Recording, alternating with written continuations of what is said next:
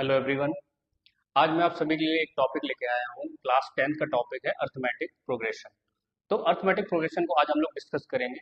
और arithmetic progression को discuss करने से पहले हम लोग डिस्कस करेंगे कि ये टर्म आया कैसे है। तो आपको पता है एक चैप्टर है क्लास 11th में, सीक्वेंस एंड सीरीज, जिसके अंडर में हम लोग तीन चीजें पढ़ते हैं। एपी पढ़ते हैं, जीपी पढ़ते हैं, एचपी पढ़ते हैं। एपी का मतलब अर्थमेटिक प्रोग्रेशन, जीपी का मतलब ज्योमेट्रिक प्रोग्रेशन, एचपी का मतलब हार्मोनिक प्रोग्रेशन। इन तीनों ही टॉपिक्स को हम लोग सीक्वेंस एंड सीरीज में पढ़ते हैं, लेकिन जो अर्थमेटिक प्रोग्रेशन है ये हमारे क्लास 10th में ही पढ़ा दिया जाता है। तो सबसे पहले अर्थमेटिक प्रोग्रेशन को समझने के लिए सबसे पहले हमें सीक्वेंस को समझना बहुत जरूरी है।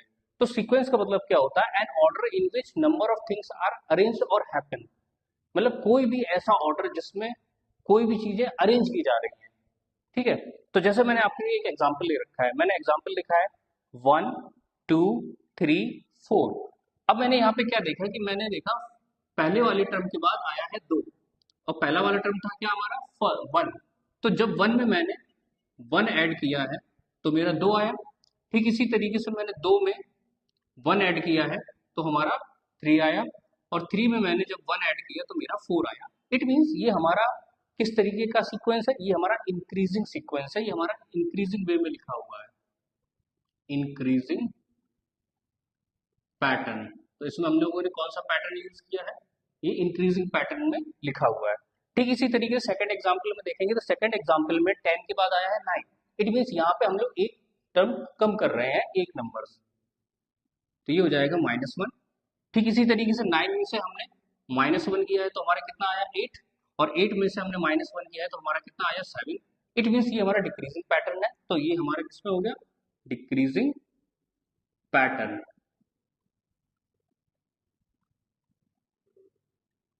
ठीक इसी तरीके से नेक्स्ट एग्जांपल है 2 7 6 8।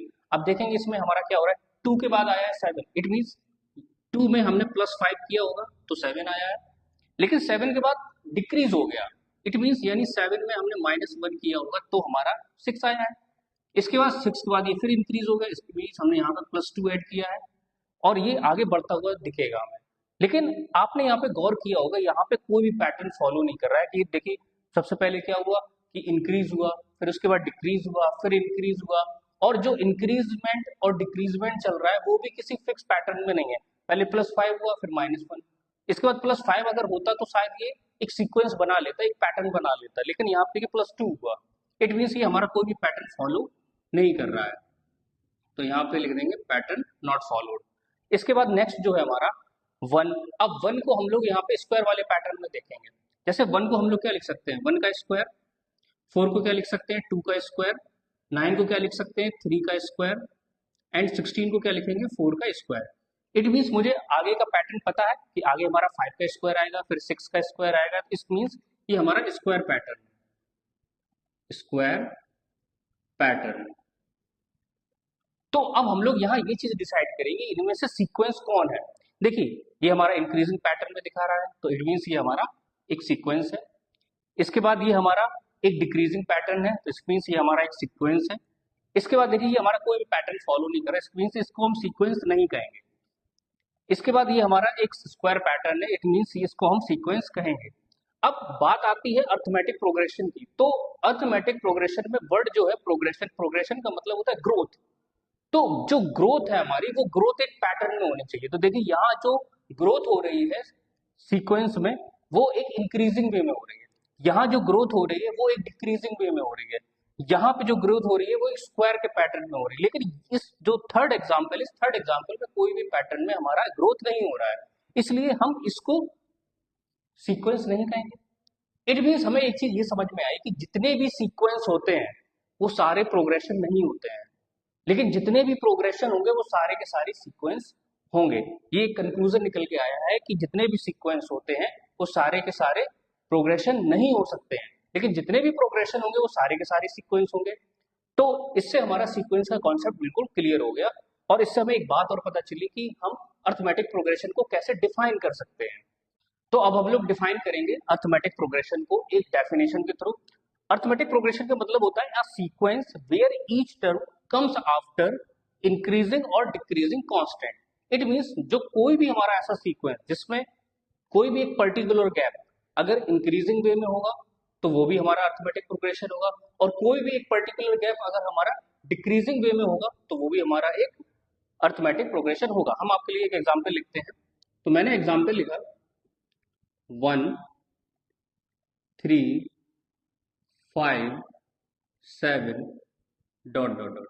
तो मैंने यहाँ पे क्या देखा कि दो टर्म्स के बीच में हमारा गैप कितना है। मैंने यहाँ पे देखा 1 और 2 3 के बीच में हमारा 2 गैप है, 3 और 5 के बीच में हमारा 2 का गैप है, 5 और 7 के बीच में हमारा 2 का गैप है, और मैंने क्या देखा ये इंक्रीज वे में जा रहा है, यानी कि ये +2 +2 +2 है।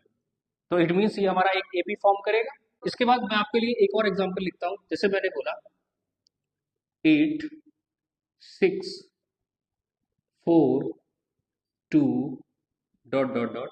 अब मैंने यहाँ पे देखा कि यहाँ पे 2 का गैप है, यहाँ पे भी 2 का गैप है, यहाँ पे भी 2 का गैप है, लेकिन ये जो सीक्वेंस है ये हमारा ग्रोथ जो कर रहा है डिक्रीजिंग वे में कर रहा है। तो इसका मतलब यहाँ पे -2 हुआ है, -2 हुआ है, -2 हुआ है।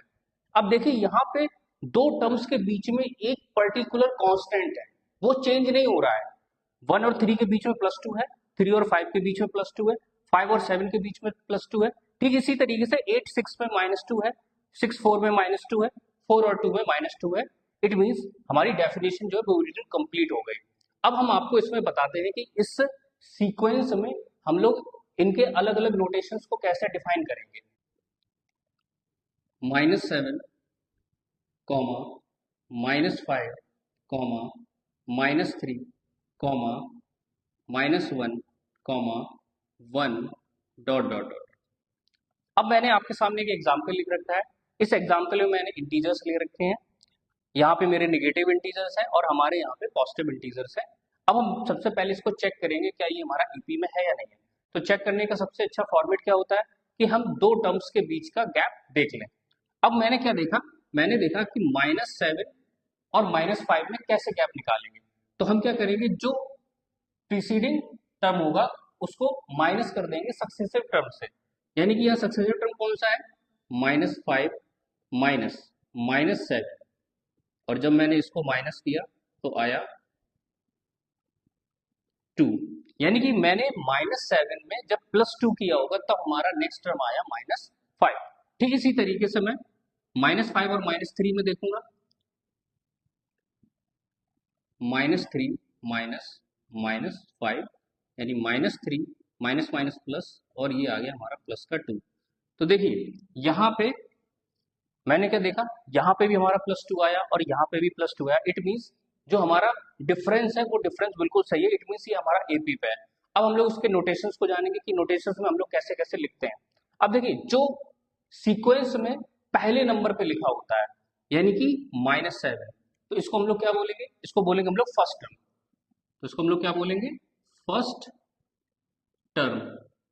और फर्स्ट टर्म को हम लोग डिनोट किससे करते हैं, ए से डिनोट करते हैं। इसके बाद जो इनमें बीच में गैप आया हुआ है तो उस गैप को हम लोग क्या बोलते हैं, उस गैप को हम लोग बोलते हैं कॉमन डिफरेंस। तो उसको हम लोग डिनोट करते हैं स्मॉल डी से। तो फर्स्ट टर्म को ए से डिनोट करते हैं और कॉमन डिफरेंस को हम लोग डी से डिनोट करते हैं। और ये जो टर्म्स लिखे हुए हैं इन टर्म्स को हम लोग A1 A2 A3 ऐसे हम लोग डिनोट करते हैं। मैं इसमें लिख देता हूं, जैसे -7 को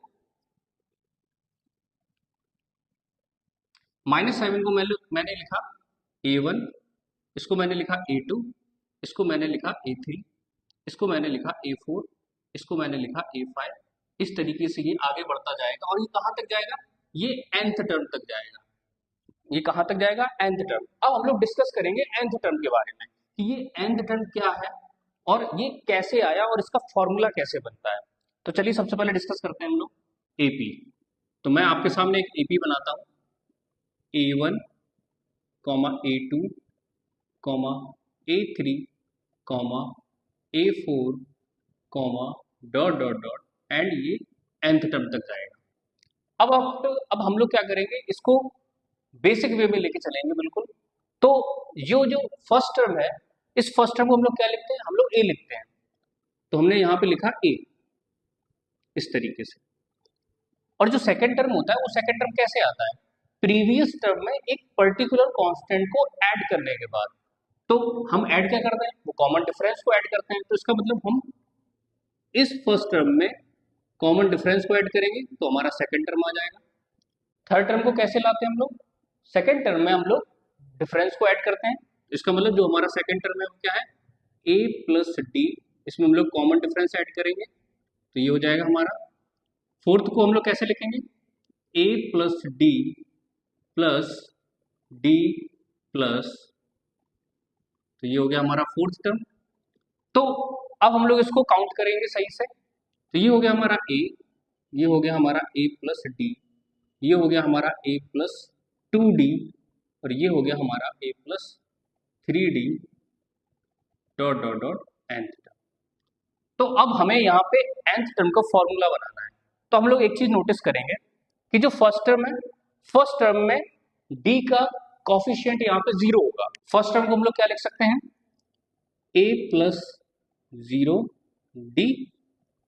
अब देखिए जो फर्स्ट टर्म है, फर्स्ट टर्म में हमारा डिफरेंस 0 है, सेकेंड टर्म में हमारा एक डिफरेंस है, थर्ड टर्म में हमारा 2 डिफरेंस है, फोर्थ टर्म में हमारा 3 डिफरेंस है। यानी कि जो टर्म की हम बात कर रहे हैं उस टर्म से डिफरेंस एक कम है। इसका मतलब अगर मैं आपसे a5 की बात करूं तो यहां पे हमारा एक डिफरेंस कम हो जाएगा यानी कि 4d। तो क्या मैं nth टर्म का फॉर्मूला नहीं बना सकता हूं इससे, कैसे, अगर मुझे nth टर्म का फॉर्मूला बनाना होगा तो a प्लस n से एक कम यानी कि n माइनस 1d। तो हमारा nth टर्म का फॉर्मूला क्या आ गया, a plus n minus D.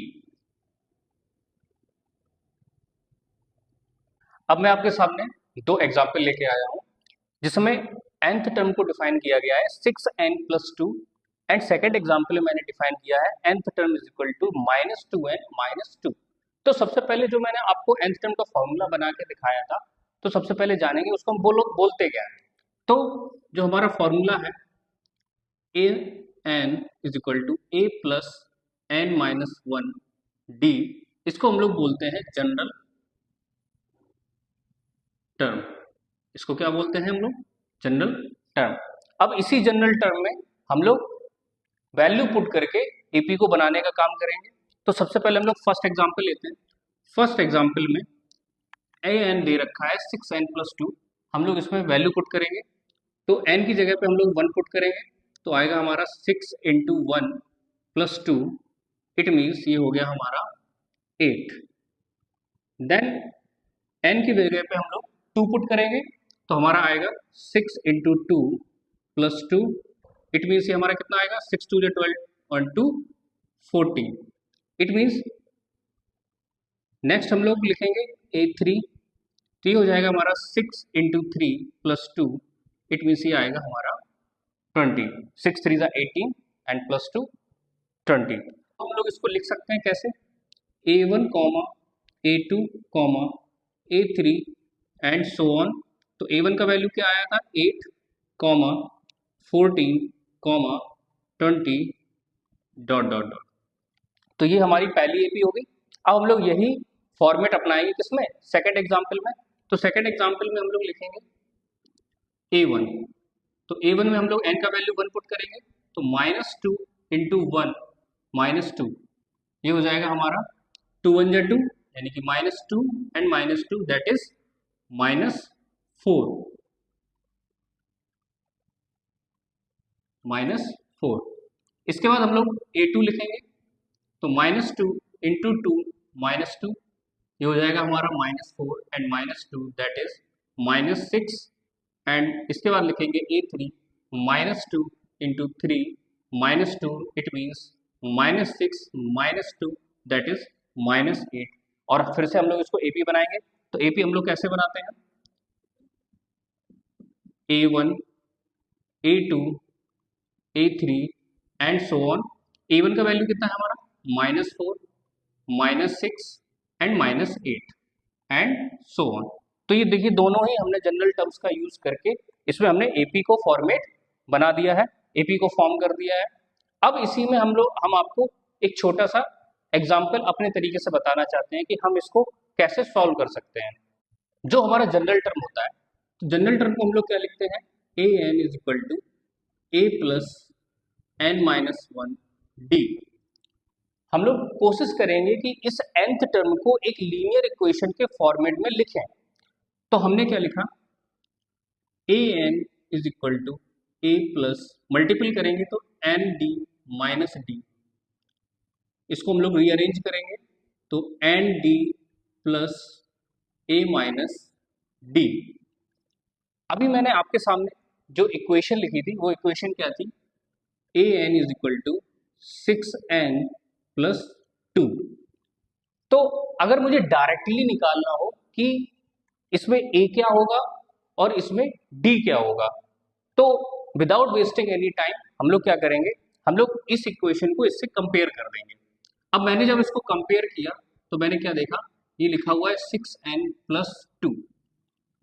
तो जब मैंने कंपेयर किया तो मैंने क्या देखा, यहाँ पे n का कॉफिशिएंट क्या है d, यहाँ पे n का कॉफिशिएंट क्या है 6, तो इट मींस यानी d हमारा कितना हो गया 6।